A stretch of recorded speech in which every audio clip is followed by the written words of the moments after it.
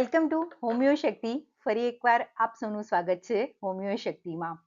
આજે આપણે એક એવી મેડિસિનનું ડિસ્કશન કરવા જઈ રહ્યા છીએ કે જે મેડિસિન તરીકે તો ખૂબ જ સરસ કામ કરે છે, પણ સાથે સાથે ઘણી એવી વસ્તુ છે, હાઉસ હોલ્ડ અથવા તો ઇન્ડસ્ટ્રીયલ મટીરિયલ છે કે જેમાં બોરેક્સનો ખૂબ જ સરસ રીતે યુઝ કરવામાં આવે છે, જેમ કે ડિટર્જન્ટ છે, સોપ છે, સાથે સાથે ડિસઇન્ફેક્ટિંગ જે કંઈ પણ પ્રોડક્ટ છે એમાં પણ બોરેક્સનો યુઝ કરવામાં આવે છે.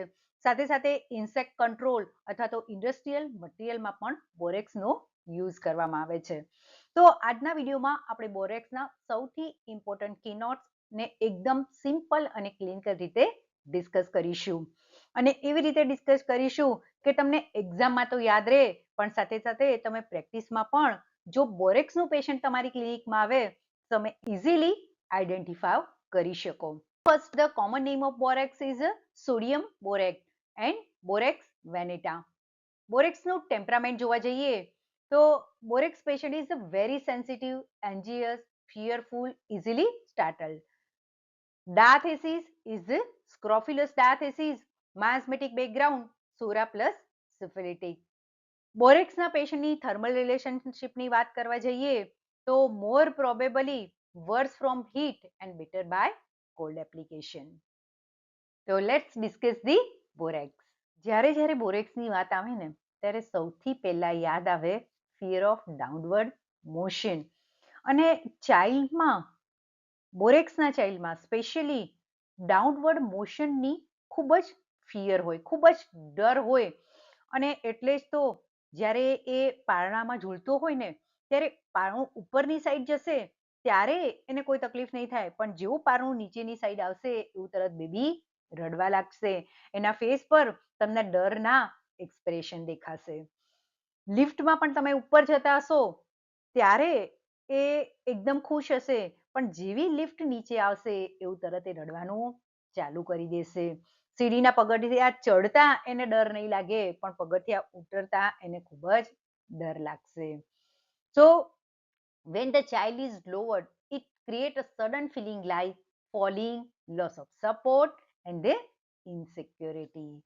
So ચાઇલ્ડ કેમ રડે છે ડાઉનવર્ડ મોશનના કારણે? કારણ કે એને પડવાની બીક લાગે છે, એને ઇનસિક્યોરિટી લાગે છે, અને એના કારણે એ શું કરે છે? રડે છે. So child cries when carried downward stairs or when laid down in bed. Sudden startling from least noise or touch. તો પેશન્ટ જે છે એ બોરેક્સના પેશન્ટમાં જે નર્વસ સિસ્ટમ છે એ શું છે? Over sensitive, means hyper excitable. અને એના કારણે શું થાય છે? Even small stimuli like the noise, touch are felt as too strong. કે સહેજ પણ અવાજ થશે, તમે સ્લાઇટ એને ટચ કરશો ને તો પણ એને શું થશે? એ વધારે સ્ટ્રોંગલી ફીલ થશે. કેમ કે એની નર્વસ સિસ્ટમ ઓવર સેન્સિટિવ છે, હાઇપર એક્સાઇટેબલ છે, અને એના કારણે પેશન્ટ શું કરશે? Startling easily, anxiety plus fear plus quick fright response બોરેક્સના પેશન્ટમાં તમને જોવા મળશે. Then very anxious, fearful, easily frightened. Children become clumsy and restless. તો બોરેક્સના ચાઇલ્ડમાં શું છે? હાઇપર સેન્સિટિવ નર્વ્સ, એના કારણે સ્મોલ સ્ટિમ્યુલસમાં પણ એ શું કરે છે? બિગ રિએક્શન આપે છે, ઇઝીલી ડરી જાય છે. અને આ કોન્સ્ટન્ટ ફિયર અને હાઇપર સેન્સિટિવિટીના કારણે ચાઇલ્ડ શું ફીલ કરે છે? ઇનસિક્યોરિટી. અને એના કારણે શું become clingy for comfort and restless due to inner anxiety. તો એ શું કરશે? એની મધરને પકડી રાખશે. કેમ કે એના અંદરનો જે ફિયર છે, જે ઇનસિક્યોરિટી છે, એને એવું લાગે છે કે એનો સપોર્ટ એ લોસ કરી દેશે, અને એના કારણે એ કોન્સ્ટન્ટ શું કરે છે? ઇઝી બને છે.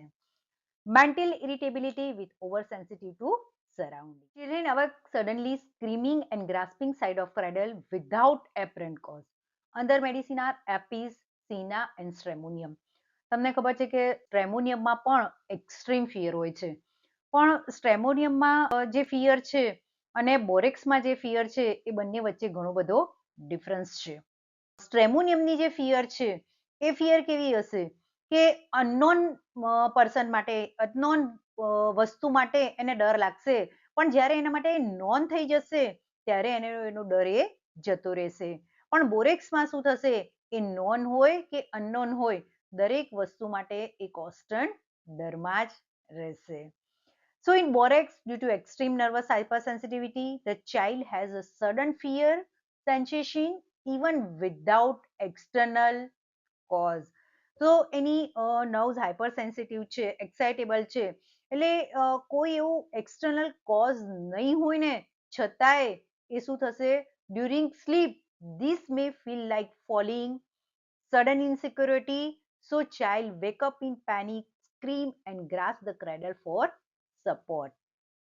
કે એની જે નર્વસ સિસ્ટમ છે એ નર્વસ સિસ્ટમ હાઇપર સેન્સિટિવ છે અને એના કારણે કોઈ એવું એપરન્ટ એક્સટર્નલ કોઝ નહીં હોય ને તો પણ એને સ્લીપ વખતે ખૂબ જ ડર લાગશે, એને ઇનસિક્યોરિટી ફીલ થશે અને એટલે જ એ ઊંઘમાંથી અચાનક જાગીને પેનિક થઈ જશે, બૂમો પાડીને રડવા લાગશે.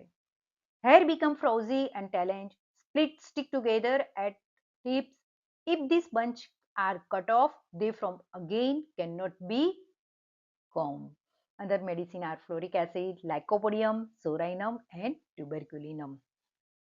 બોરેક્સનું એક સ્ટ્રેન્થ સિમ્પટમ છે કે એના જે હેર હશે ને એ હેરમાં બહુ બધી ગૂંચો પડી જશે, વાકડિયા અને એકદમ ગૂંચવાળા એના હેર હશે. સાથે સાથે એ ગૂંચને તમે ગમે તેટલું કોમ કરશો ને તોય એને કાઢી શકશો નહીં. અને એ ગૂંચના કારણે જો તમને એવું લાગે કે એના હેર થોડા ત્યાંથી કટ કરી દઈએ તો ગૂંચ પડે નહીં, પણ જો તમે એને કટ કરશો ને તો કટ કર્યા પછી પણ બીજા વાળમાં વધારે ને વધારે શું થશે, ગૂંચ પડ્યા કરશે. So this is a typical characteristic of the borax hair. Eyelashes loaded with dry, gummy exudation, agglutinated in morning, turn inward and inflame the eye, especially at the outer canthus, tendency to wild hair. Why this happen? Because in borax there is irritation and inflammation of mucous membrane of eye. કે બોરેક્સની જે આઈલેશિસ હશે ને એ બહુ મોટી હશે. Generally તમારા જે આઈલેશિસના hair હશે એ શું હશે, આઉટર ટર્ન થયેલા હશે, બહારની સાઈડ ટર્ન થયેલા હશે, પણ બોરેક્સના આઈલેશિસના જે હેર હશે એ કેવા હશે, ઇનવર્ડ હશે. વિચાર કરો, જસ્ટ ખાલી એક સહેજ સેન્ટ તમારી આંખમાં જતી રહે અથવા તો આઈલેશિસનો એક સ્લાઇટ હેર તમારી આંખમાં જતો રહે તો તમને કેવું પૂછે છે, કેટલું બધું ઇરિટેશન થાય છે. તો બોરેક્સના પેશન્ટમાં વિચારો કે એની આઈલેશિસ ઇનવર્ડ ટર્ન થતી હોય એટલે એના આંખમાં કેટલું બધું ઇરિટેશન પ્રોડ્યુસ કરતી હશે. અને એટલા માટે જ અને એ જે આઈલેશિસ હશે એના હેર કેવા હશે, એકદમ કહેવાય ને બરછટ હાર્ડ હેર હશે, સોફ્ટ કે સ્મૂથ નહીં હોય અને એના કારણે કોન્સ્ટન્ટ એને આઈમાં શું થતું હશે, ઇરિટેશન થતું હશે. Nostril crusty, inflamed, tip of nose shining red nose of young woman. Piece of right nostril or first right then left with constant blowing of nose. Another medicine are ammonium carb, leccan and magnesium mure. બોરેક્સના પેશન્ટમાં એમાં નોઝમાં constant dry crust formation થશે અને એ જે dry crust formation થાય છે એને જો remove કરવામાં આવે ને તો પાછું થોડા ટાઈમમાં ફરીથી એ જોવા મળશે. મીન્સ કે એવાનો મતલબ છે કે dry crust in the nose reform if you remove it, કે એને રિમૂવ કર્યા પછી પણ વારંવાર ડ્રાય ક્રસ્ટ ફોર્મેશન એના નોઝમાં જોવા મળશે. સાથે સાથે સ્ટોપેજ ઓફ રાઇટ નોસ્ટ્રીલ, એટલે સૌથી પહેલા એને એવું લાગશે કે એના જમણી સાઈડનું રાઈટ સાઈડનું નોઝ બંધ થઈ ગયું છે અને પછી એને એવું લાગશે કે એના લેફ્ટ સાઈડનું નોઝ બંધ થઈ ગયું છે અને એનાથી ફ્રી થવા માટે એ કોન્સ્ટન્ટ પોતાના નોઝને બ્લો કર્યા કરશે, સાફ કર્યા કરશે. Now, most important keynote symptoms of the borax means કે borax is very good medicine for the apathy. So apathy in the mouth, on the tongue, inside of the cheek, easily bleeding when eating or touch. કે બોરેક્સના જે એપ્થે છે ને એની એક typical characteristic છે કે એ તમને જોવા મળશે. સાથે સાથે ટંગમાં કે ચીકની અંદરની સાઈડ કે તમારો જે લિપ્સ હશે એ લિપ્સની ઇનસાઇડ, અને આ કોમન વસ્તુ છે અને તમે ઘણા બધા પેશન્ટમાં આ એપ્થેની ટેન્ડન્સી પણ જોઈ હશે અને કહેતા પણ હશે કે સાહેબ એક મટે છે અને બીજું થઈ જાય છે, અને પેશન્ટ શું કહેશે કે સાહેબ મને મોઢામાં ખૂબ જ ચાંદીઓ અથવા તો ચાંદા પડી જાય છે. ઇઝીલી બ્લીડિંગ વેન ઇટિંગ ઓર ટચ, કે સહેજ પણ તમે કંઈ ખાશો અને એ અલ્સરને ટચ થશે, એપ્થેને ટચ થશે, તો તરત જ એમાંથી શું થશે? બ્લીડિંગ થશે. પ્રિવેન્ટ્સ ચાઇલ્ડ ફ્રોમ નર્સિંગ, કે જે ફીડિંગ કરતું હશે એ બેબીના મોઢામાં પણ આવા એપ્થે થઈ જશે અને એ એપ્થેના કારણે બેબીને ખૂબ જ પેઇન થશે અને એટલે ફીડિંગ પણ કરી શકશે નહીં. With hot mouth, dryness and thirst, another medicine is the arsenic alb, કે એપ્થેની સાથે સાથે એ બેબીમાં એનું માઉથ જે હશે એકદમ હોટ હશે, સાથે સાથે ડ્રાયનેસ અને થ્રસ્ટ જોવા મળશે. Crack and bleeding tongue, another medicine is the aurum metallicum. Salivation especially during dentition, કે ડેન્ટિશન પીરિયડ વખતે ખૂબ જ સલાઇવેશન જોવા મળશે. તો એપ્થેસ સોર mouth is worse from touch, eating salty or sour food of old people, often from plate of teeth. તો બોરેક્સના જે એપ્થે છે કે જે અલ્સર છે એ બહુ જ સેન્સિટિવ ટુ ટચ છે. તો અલ્સરેશન બોરેક્સમાં પણ જોવા મળે છે અને મર્કસોલમાં પણ જોવા મળે છે. તો અહીંયા જો મર્કસોલ અને બોરેક્સને ડિફરન્શિએટ કરવી હોય તો બોરેક્સના જે અલ્સર હશે કેવા હશે? સેન્સિટિવ, રો, ઇઝીલી બ્લીડિંગ હશે and very painful and burning. Mouth feels raw as if excoriated. Ulcer bleed easily on touch and aphthe more commonly seen in the children.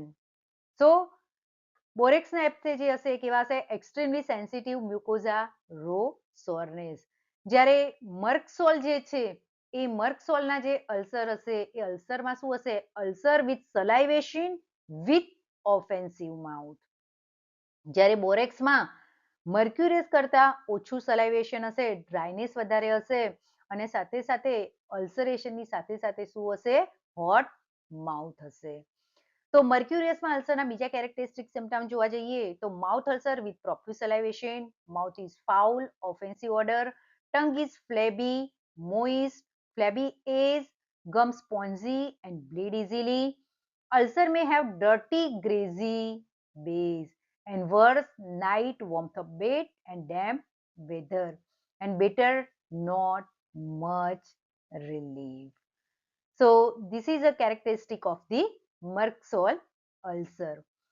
જો સલ્ફરના અલ્સરને જોવા જઈએ તો સલ્ફરમાં શું હશે? Chronic tendency to ulcer, means chronic dirty burning ulcer in neglected cases, means mouth ulcer with burning sensation, lip with mouth are dry, crack and unhealthy, tongue may be red, dry or coated, dirty and patient is often unhygienic, especially in chronic cases.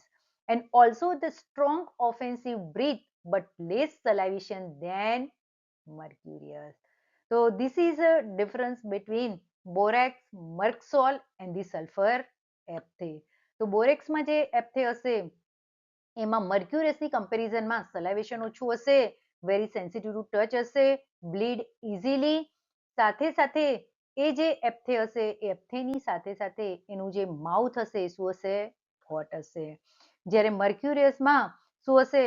Offensive breadth હશે, સલાઇવેશન increase હશે અને સાથે સાથે tongue પણ કેવી હશે? Crack and bleeding અને spongy ગમ્સ જોવા મળશે.